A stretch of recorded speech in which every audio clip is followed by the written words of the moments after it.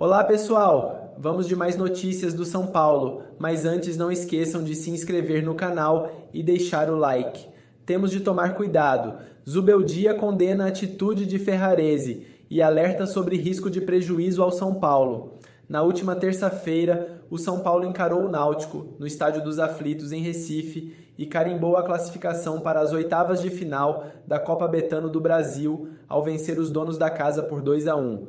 Desta forma, o tricolor do Morumbis segue sua jornada em busca do bicampeonato da competição. Contudo, os gols do Clube da Fé foram marcados por Luciano e Rodriguinho. Mas, para a torcida do Soberano, quem chamou a atenção mesmo foi o camisa 10, que abriu o placar e foi apontado pelos tricolores como essencial e decisivo para a classificação. Porém, cobranças foram lançadas e o principal alvo delas é o técnico Luiz Zubeldia. A principal reivindicação da torcida é sobre a necessidade de uma evolução da equipe, em um momento intenso da temporada. O treinador, por sua vez, ao conceder entrevista coletiva, ressaltou a importância dos jogadores da base no elenco principal, mas não deixou de abordar o erro de Ferrarese, que foi expulso na primeira etapa, causando complicações para o São Paulo. Creio que os jovens têm a possibilidade, então eles precisam tomar a iniciativa. O espaço está aí, eles têm de agarrar. A torcida não liga se são juvenis, querem resultados imediatos. Todos têm de demonstrar constantemente, e não em um jogo sim e outro não. A possibilidade está aí. Eles têm de assumir isso e aproveitar. Hoje o Rodriguinho aproveitou e fez um gol. Agora tem de seguir buscando mais minutos, afirmou o treinador. Sobre o Ferrarese, são erros que não podemos cometer. Hoje foi uma falta evitável, fora de contexto. Tivemos a oportunidade de reviver um rival, e é isso que não podemos fazer. Já tínhamos feito um gol, mas demos vida a um time que já estava em situação difícil, alertou Zubeldia. Mas o técnico também relatou o pedido de desculpas de Ferrarese. Está arrependido, pediu perdão. Temos de ser muito conscientes de que esses erros não podemos mais cometer. A falta dele foi não interpretar o contexto. Foi expulso mais pelo contexto do que pela falta. Temos de tomar cuidado e sermos mais inteligentes. É isso que tenho para dizer. Agora vamos a mais um vídeo. Não esqueça de deixar o like. Venceu o Náutico e garantiu vaga nas oitavas da Copa do Brasil. Foi uma noite de Copa. De estádio lotado, de pressão da torcida rival, de chuva, muita chuva. Uma noite para jogar do jeito que só se joga em noites assim. Gente, vamos a jogar Copa.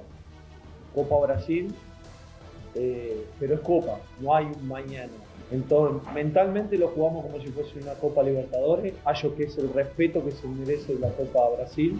Isso deu para ver logo de cara. Como o resultado da primeira partida ficou curto, só um golzinho de diferença, o técnico mandou a campo o que tinha de melhor em mãos. Não poupou ninguém. Na velocidade de Lucas Ferreira, foi para cima. No escanteio cobrado por Oscar, foi para a rede. Luciano abre o placar para o tricolor! Voa copo, voa sapato, voou o Luciano. Ele, de novo, castigava o Náutico. E aos 3 minutos, o São Paulo estirava a vantagem. Zubeldia, agora sim, fazia planos para uma noite tranquila. E hoje aqui de entrada saímos a não a cuidar o marcador, sino a protagonizar. Tudo ficou bem mais próximo de se resolver em apenas 10 minutos. O VAR chamou o árbitro de campo e recomendou a expulsão de Marquinhos por este pisão em Cédric. E com o auxílio do VAR, apresenta para ele o cartão vermelho.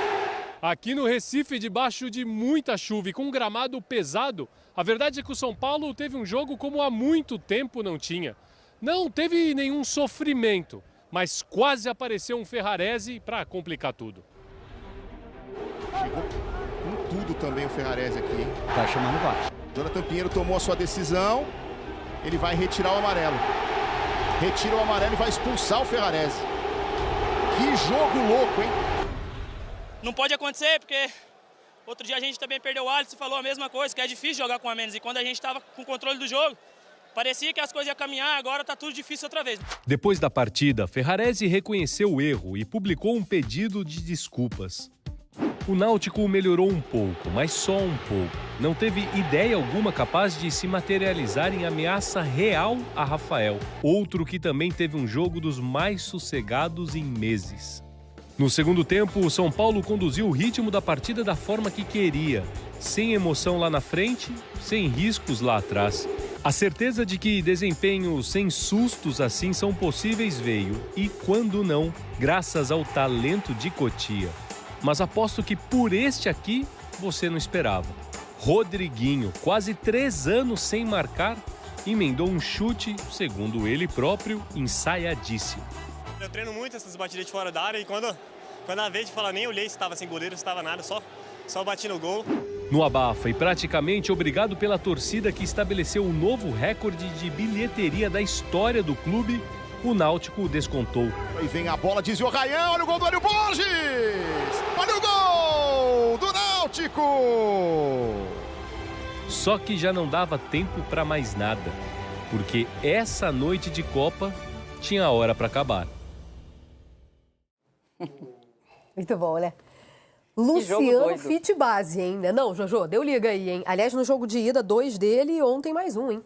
Pois é, o São Paulo e o campo estava pesado, né? Depois no segundo tempo até a chuva voltou, você via muita poça, né? Tem várias coisas legais desse jogo para a gente tirar, né? Claro que a utilização da base, mais uma vez, ajuda, né? Salva o São Paulo. Acho que o Zubeldia está definitivamente mudando a postura dele em relação à utilização da base. Não sei se obrigado, convencido, rendido, mas você vê claramente ali uma mudança, né? E ontem o Luciano fica com esse cara mais referência no ataque. E aí ele coloca o Lucas Ferreira, que estava jogando algumas partidas pelo lado direito, jogando pelo lado esquerdo, que é um lado que ele até gosta mais. E o André Silva que pode fazer esse coringa, né? Joga pelo lado direito, joga como referência no ataque. E aí ele coloca 3 zagueiros, 2 laterais mais avançados, não chega a ser ponta, né? Mas é o Enzo e o Cédric. E aí o que me chamou mais atenção foi a utilização do Oscar.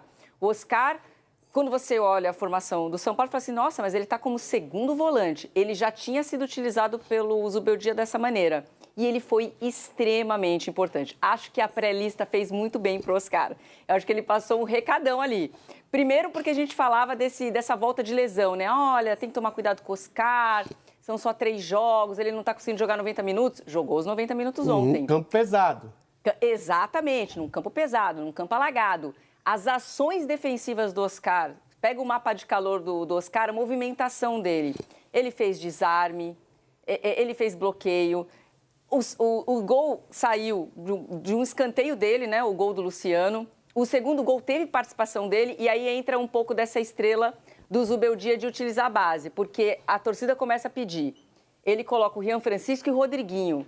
Praticamente no primeiro lance deles, acho que foi até o primeiro lance do Rian Francisco, no rebote dele, o Rodriguinho acerta esse chute. E o Rodriguinho é essa história que a gente viu aí.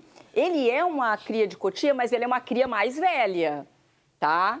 Rodriguinho já subiu um ano mais velho só. Não, tem 21, pô, não é um ano mais velho Ele é um ano mais velho que os juniores, ele estourou o ano passado. Não, mas, pô, faz toda a diferença. A gente tá falando de Rian Francisco com 17, a gente tá falando do Rodriguinho de 21. O que eu tô querendo dizer é o seguinte, até o ano passado, ele poderia jogar nas categorias de base. Não, tudo bem, o que eu tô dizendo é, quando a gente fala de Rian Francisco, Matheus Alves, o próprio Lucas Ferreira, a gente tá falando de meninos que acabaram de jogar copinha. Né? Isso. Não é o caso do Rodriguinho. É um cara que está há anos, não sei nem... Não, no principal sim, o Vini está tentando me ajudar. Não, na verdade, acho que é a terceira. Ó, ele estreou dia 7 de julho. Ele subiu em 2022. Ele subiu em 2022, fez um gol na Sul-Americana. Fez até gol. Estreou com gol. Ontem. Mas eu tô dizendo, ele tem uma vida no São Paulo, né? Tá na base do São Paulo há muito tempo. Só que ele é aquele jogador que chegou a ser utilizado pelo Rogério Ceni, chegou a ser utilizado pelo Dorival, mas não ia, né? Então, quando você... Nossa, o Rodriguinho entrou e fez gol, que bom para ele, que bom para o Zubeldia que ganha mais opção. Eu só tô colocando essa diferenciação porque, Cotia salvando, mas ele é um Cotia de outra geração, other generation, entendeu? Ele é mais velho, então para ele importa ainda mais essa valorização, essa utilização, essa rodagem, justamente porque é um jogador mais velho. Mas fica aí o registro também. Acho que o mais importante do jogo foi o Oscar. E a utilização dele, a gente ficava prestando atenção no jogo, falando, meu Deus, ele vai machucar. Ele vai jogar os 90 minutos nesse campo pesado. Dava uma aflição, né? Mas deu tudo certo e ele mostrou que está mais do que pronto aí para ser uma opção também para o Carlos Ancelotti na seleção brasileira. É só uma questão de avaliação desse mais velho, porque é o seguinte, até o ano passado, Lucas Ferreira e Rodriguinho jogavam, embora o Rodriguinho já estivesse no profissional, eles eram jogadores da mesma categoria. Perfeito. Um tinha 18 anos, outro tinha 20. Eles eram jogadores... Não, sim, mas é mais velho, eu acho que isso faz a diferença, né? Mas ainda mais nessa etapa anos. da vida. Não, mas poxa... Com 21 anos, a gente não pode tratar o jogador de 21 anos como... Não, mas pelo amor de Deus, gente, não tem como você comparar um cara que sobe com 17 e começa a receber oportunidades no profissional e um que está com 21. Mas ele recebeu, mas eu vou te falar, ele começou a receber... A história do Rodriguinho, inclusive... Eu tô entendendo o que a Jona tá falando e, de fato, cronologicamente, avaliando friamente, o de 21 tende a estar um pouco mais preparado. Só que a gente tem que ver, eu acho, né? Em que curva os dois chegam a essa oportunidade. Porque, por exemplo, os meninos que vêm da Copinha, e eu tenho aqui há muito tempo elogiado essa geração e achado estranho, né? A resistência do Zubeldia a eles. Esses meninos entraram numa ascendente. Esses meninos são muito novos, mas eles vêm com uma bagagem de título conquistada de forma difícil, maiúscula, exatamente. O Rodriguinho, ele estreia em 2022, no profissional, estreia com gol em julho e tudo. De lá pra cá, aliás, ontem, mais de 1000 dias depois, tá? Ele marca de novo, 1048 mais precisamente. De lá pra cá, ele sofreu com lesões. Ele chegou a receber oportunidades do Dorival. O Dorival falou que ele pedia passagem, inclusive em uma coletiva, né? Mas aparecia ali como reserva. Ele recebeu uma sondagem que até evoluiu, não parou na sondagem não, do PSG. O São Paulo dificultou essa ida. Então, assim, ele é um menino que, nessa curva, ele oscilou um pouco. Ele não chega como esses muitos, né? Sim, e até um indicativo mas só para fazer, porque ele sofreu com as costas, não foi? Ele teve uma lesão nas costas com o Rogério Ceni. Pode acontecer isso com esses, pode acontecer com mas o momento é diferente. Olhando agora, o momento é diferente. Então, mas o Rodriguinho entrou como profissional em 2022. Isso, estreando. Olha quanto tempo que leva para a gente falar de novo dele com destaque. Não, então, mas ele se machucou, sim, teve tudo isso, apareceu de vez em quando, como jogador substituto, tudo. Mas, assim, olha, para ter um novo destaque, olha quanto tempo leva. E pode acontecer, o que a gente tem que tomar cuidado é com o Rei Francisco, o Lucas Ferreira, Matheus Alves, todos esses que estão entrando no time agora, podem ter um momento de irregularidade e levar 2 anos para voltar a se destacar, e eles estarão jovens ainda. É o caso, para mim, do Rodriguinho. E aí depois ele ainda sofre com o espaço, porque chega o Lucas, chega o Rames Rodrigues, ele tem uma concorrência ali dificultada, né? Naquela época ali. Então, é isso que eu tô falando. A curva dele é mais assim, né? Não, então, mas tem oportunidade, sofre com lesão, legal, chega mais gente. O que a Jona falou, vira mais uma opção para o Zubeldia, que vai colocando a base. Não só para o Zubeldia, para os cofres do São Paulo. Precisa aproveitar melhor isso. São Paulo já colocou como prioridade, né, acertar as contas, então essas vendas são importantes. O William Gomes, que foi vendido no começo do ano, o lateral direito também, que é um menino da base, Léo Moreira. João Moreira, né? Esqueci o nome. O Moreira. Exatamente, porque agora os jogadores vão embora sem a gente saber o nome. Então, isso podia ter acontecido com o Rodriguinho, porque o PSG, quando vem... O William Gomes, ele chegou a ser titular, aliás, foi titular de jogo da Libertadores contra o Botafogo, né? E ele foi vendido, e a torcida ficou na bronca, e foi vendido barato até. Mas era uma necessidade do São Paulo. E ele teria oportunidade agora? Seria um jogador... Então, assim, a venda fez sentido.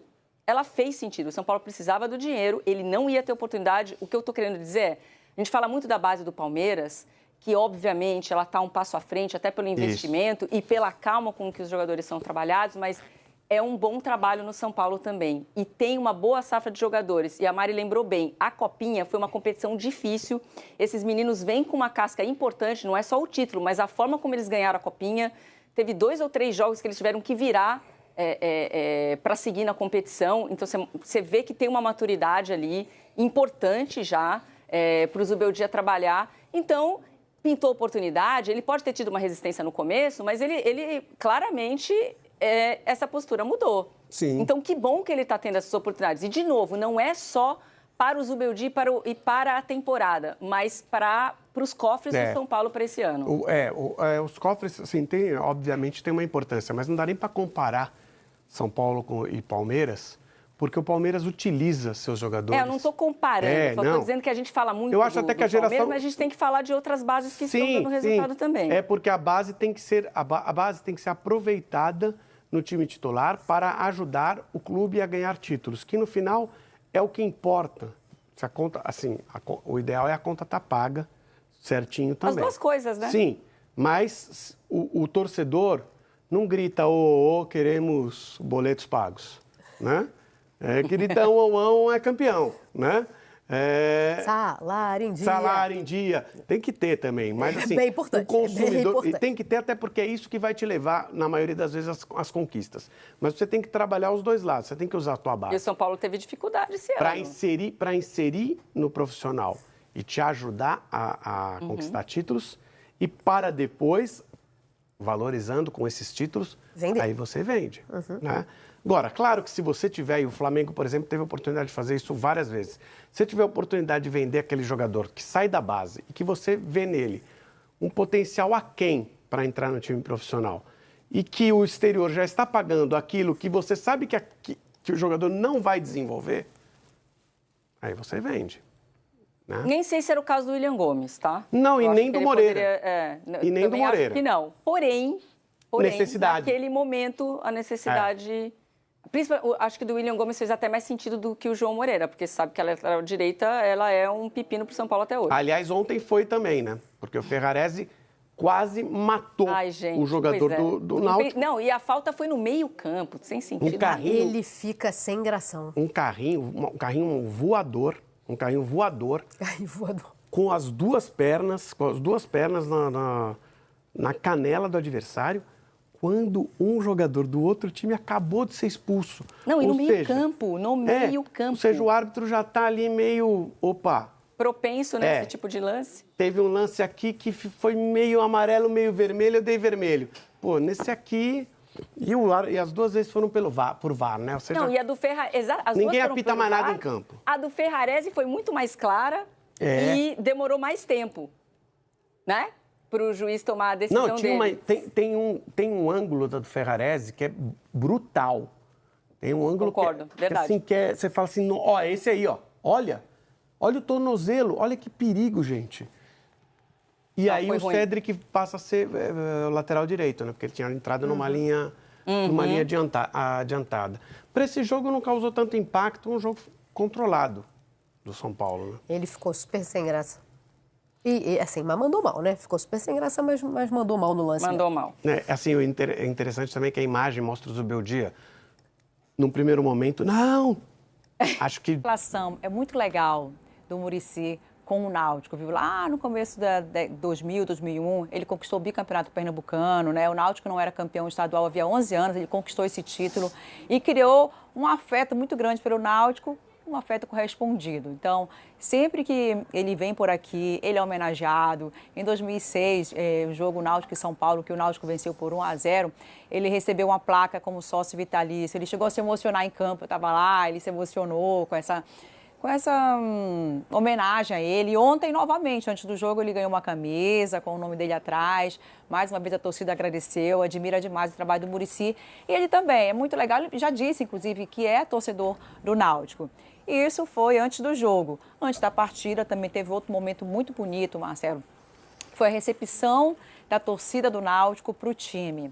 A torcida tomou conta de uma das principais avenidas aqui do Recife, da Zona Norte, que é a Avenida Rosa e Silva. Ela virou Avenida Alvirrubra. Fumaça vermelha, fogos, era uma multidão.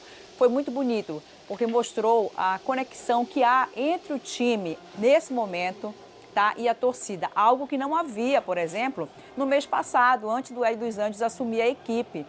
A torcida estava muito desconfiada, reclamando muito. Quando o Hélio assumiu, o time voltou a vencer, a torcida se juntou novamente. E para essa partida, apesar da desvantagem, né, que o Náutico tinha, perdeu o primeiro jogo por 2-1, a torcida acreditava que poderia conseguir até um outro resultado dessa classificação.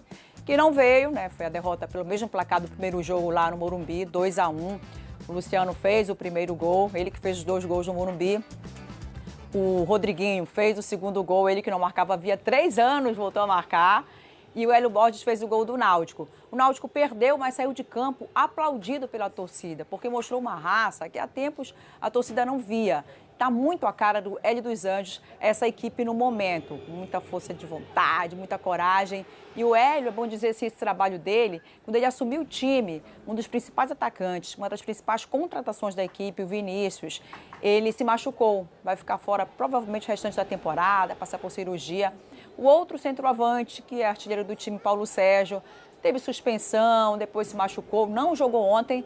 E o Hélio conseguiu, mesmo assim, ajustar essa equipe. No jogo pela Série C, no sábado passado, venceu por 4-0 o Erechim. Então, isso explica a empolgação da torcida e os aplausos após o jogo. Essa partida também teve 2 expulsões, uma de cada lado, tá? O Marquinho foi pelo Náutico, expulso, e o Ferrarese foi expulso pelo São Paulo no primeiro tempo. Então, o restante do jogo, 10 de cada lado. E o São Paulo venceu esse jogo, está classificado, mas por aqui não ficou a tristeza não. Ficou a esperança de que esse time, pela atuação de ontem e que vem tendo sob o comando do Hélio, vai conseguir o acesso à Série B, que é o grande objetivo, Marcelo, do Náutico, desde o ano passado, né? Vini, parece que só o São Paulo não colaborou com a festa do Náutico ontem. Bom dia. Bom dia a todos que estão ligados aqui no Redação. E o São Paulo repetiu essa vitória, né, com o mesmo placar aí do jogo de ida, mas dá pra gente dizer que foi um cenário bem diferente, né, porque a impressão que a gente teve no jogo do Morumbi, até pelo fato do Náutico ter feito o gol primeiro e o São Paulo depois tem de colocar o pé no acelerador e virar a partida, ontem a impressão que a gente teve é que o São Paulo foi melhor do que o Náutico no 11 contra 11, depois, por poucos minutos, no 11 contra 10 e também no 10 contra 10, porque essa expulsão do Ferrarese ela acontece menos de 10 minutos depois que o Marquinhos é expulso, que foi muito criticado, né, pelo torcedor. O próprio Ferrarese admitiu isso publicamente numa postagem que a gente vai ver depois, porque estava praticamente encaminhado, né, a partir do momento que você faz o primeiro gol, o Luciano fazendo de cabeça depois de um cruzamento do Oscar, e aí você vê o jogador adversário sendo expulso, você fala, agora é só controlar. Uma partida complicada pelo gramado, que não estava dos melhores, um campo muito pesado, até pela chuva forte que caiu, e o Ferrarese expulso poucos minutos depois, então passou essa impressão de que a expulsão poderia recolocar o Náutico no jogo, mas não foi o que aconteceu. E vale a gente destacar, além do gol do Rodriguinho, que eu vou destacar em detalhes, a presença do Oscar, mais uma vez recuado, né? A gente se acostumou tanto a ver o Oscar como camisa 10, o amador, a cabeça pensante do time, e ele ontem mais recuado, jogando ao lado do Alisson como um segundo volante, até para o Luciano caber nesse time, e o Oscar, mesmo voltando de lesão há pouco tempo, com um gramado pesado, muita chuva, ele ficou em campo até o fim da partida, foi um ponto muito positivo. O Oscar está na pré-lista do Ancelotti, e o Rodriguinho, já foi dito aqui, né, ele não marcava há 3 anos, e é um fato curioso, porque é um garoto de Cotia, só que ele não é dessa leva agora, de Matheus Alves, de Lucas Ferreira, do Rian Francisco. Ele estreia no time profissional em 2022, então essa é a 4ª temporada dele, 22, 23, 24 e 25, ele tinha só um gol marcado, que foi justamente na estreia dele, sob o comando do Rogério Ceni, em 2022, um jogo de Sul-Americana. E aí, 30 jogos, só um gol marcado. O Rodriguinho estava quase que perdendo espaço, né? Vinha jogando muito pouco. Ontem ele entrou e fez um golaço. Mais um gol de crias de Cotia, mas nesse cenário um pouco diferente, já que ele está na 4ª temporada no time profissional, Barreto. O São Paulo vai passando bem pelas Copas, né? Sim. Faz uma primeira fase muito segura de Libertadores, já classificado, né? E na Copa do Brasil avançou ganhando 2 partidas, quer dizer, sem dificuldade, né? E somando o Brasileirão é um time que perde muito pouco, né? Ganha pouco no Brasileirão também, empata muito. Esse tem sido o problema no Brasileirão, na verdade, né? Não tá... O Zubeldia falou na coletiva depois que o São Paulo jogou como se fosse Libertadores. Acho que essa frase resume o jogo, não só o São Paulo. Foi um jogo com muita cara de Libertadores, em todos os aspectos, assim. Acho que a torcida do Náutico relembrou seus tempos de glória e Série A ali, com um aflitos lotado, um ambiente muito bom de jogo. O jogo maluco no começo, né? O São Paulo teve 15 minutos iniciais muito bons mesmo. E ainda contou com o fato de fazer o gol e uma expulsão que parecia clarear o jogo, que depois parecia que ia complicar mais com a expulsão do Ferrarese e não se complicou. Agora, sobre o lance da expulsão do Marquinhos especificamente, para mim aquilo ali é cartão amarelo, não é cartão vermelho. E aí, mas pode também, assim, não acho que seja um completo absurdo o cartão vermelho. Mas aí eu falo disso tudo. Tem todo esse ambiente preparado para esse jogo, tem tudo um jogo que tendia a ser equilibrado até pelo primeiro confronto, como foi. E uma expulsão muda completamente o cenário da partida, uma expulsão que não é uma jogada tão violenta assim. A do Ferrarese eu acho que é só para vermelho. Essa aí, para mim, um amarelo ali, apesar de ser um pouco imprudente, o amarelo resolvia, acho que não era uma questão de VAR. E isso condiciona o jogo, né? Eu acho um pouco... Como a gente expulsa fácil o jogador e acaba estragando o espetáculo. Essa aí não, essa aí não tem desculpa, né? Foi uma jogada temerária mesmo. O equívoco dessa foi aplicar amarelo primeiro. Sim. Para mim era um lance crasso de cartão vermelho. O Ferrarese vai com o pé muito alto. E o Zubeldia ali atrás, ele logo já começa a falar, não. A sinceridade do treinador, né? Impressionante. Essa não tinha como escapar. Mas a primeira, eu acho que o Náutico foi um pouco prejudicado. No mínimo, um erro de cálculo, né? Sim. Nessa entrada. No meio do campo, né? Não era nada... Ele se desculpa aí, né? Tá aí o pedido de desculpas nas redes sociais. A própria forma como ele se projetou para entrar na jogada já estava... Com os dois pés projetados. Né? Não fez muito sentido. No fim, ele tenta não atingir, para ser justo. Sim. Né? Mas já, ali é o tipo do caso que o cara percebeu a besteira que já fez. Muito desproporcional. Não adiantava mais nada. E outra maravilhosa cena do jogo de ontem é o Zubeldia correndo para comemorar o gol dentro do campo com o jogador, que foi essa figura que é o Zubeldia, né? É uma figura que é muito difícil de você simpatizar e ao mesmo tempo muito difícil de antipatizar com ele, porque ele tem de tudo, né? Ele vai em todas as emoções durante um jogo e esse foi um dado curioso, mas que eu achei, apesar do cartão amarelo, apesar de ser errado, mostrou um carinho do treinador com o seu atleta que não marcava há mais de 1000 dias. Ali. Ele fez isso na Libertadores também, né? Na semana passada e, aliás, comparou as duas competições na entrevista coletiva. Então, eu hoje na palestra e ontem também, o que falava, gente, vamos a jogar Copa Brasil, pero es Copa, no hay un mañana. Es fechar la serie en 180 minutos, ya habíamos hecho un buen 90 minutos, muchos hablaban de que era un resultado corto, que es cierto, un 2-1 era corto, pero entendíamos que si lo jugábamos como veníamos jugando Copa Libertadores, podíamos tener la chance y la posibilidad de clasificar. Jogamos como se fosse Libertadores, jogamos como se fosse Copa. Não há amanhã, gostei disso, né? Dramático, né? Não tem amanhã. Bastante. E ele é obsessivo com a Libertadores, né? Desde o ano passado ele fala muito, ele sentiu muito aquela eliminação nas quartas de final ano passado. Ele fala do São Paulo... Né? Saiu para o campeão nos pênaltis. Sim. Foi o time que mais ameaçou o Botafogo, com certeza, em toda a campanha. E, de novo, né? Ele, nos jogos da Libertadores esse ano, se a gente for lembrar o começo de abril ali para o São Paulo, se falava muito em troca do Zubeldia, se o trabalho dele ia conseguir ou não, e a ponte para ele ficar e se segurar foi a Libertadores, né? Se fosse pela campanha no Brasileirão, ele continuaria balançando. Sim. Mas a boa campanha na Libertadores, já que um dos poucos times brasileiros que conseguiram essa classificação antecipada, é o que está fazendo o Zubeldia seguir prestigiado no cargo. Um treinador que foi muito fritado, né, no final do ano passado. Esse prestigiado aí já teve aquele outro sentido que a gente conhece no futebol brasileiro, né, Vini?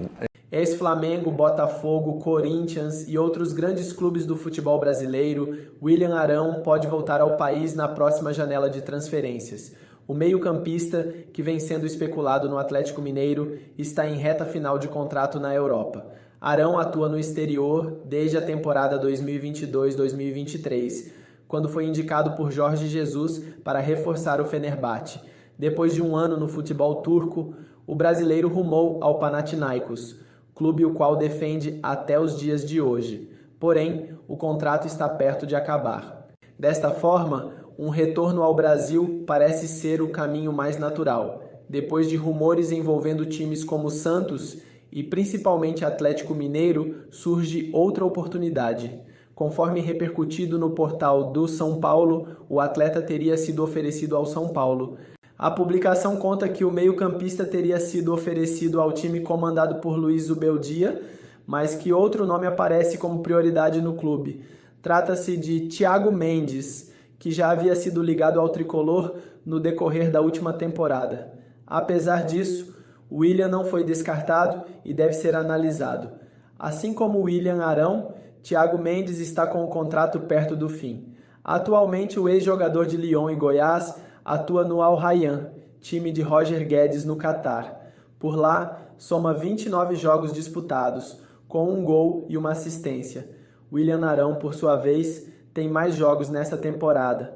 O brasileiro atuou em 39 jogos com as cores do Panathinaikos, tendo 1 gol marcado. Na temporada passada, a primeira na Grécia, foram 44 partidas, somando 7 participações diretas em gols. Arão, inclusive, apesar de ter sido revelado no Corinthians, atuou por um bom tempo nas categorias de base do São Paulo. O jogador fez parte do elenco que conquistou a Copinha de 2010, tendo atuado ao lado de nomes como Casemiro e Lucas Moura. Por falar em Casemiro, o volante do Manchester United pode ser uma das novidades na primeira lista de Carlo Ancelotti na seleção brasileira. O italiano possui uma enorme confiança no jogador, com quem conquistou tudo o que foi possível no Real Madrid. E você, torcedor, o que acha da situação de William Arão? Deixe sua opinião nos comentários.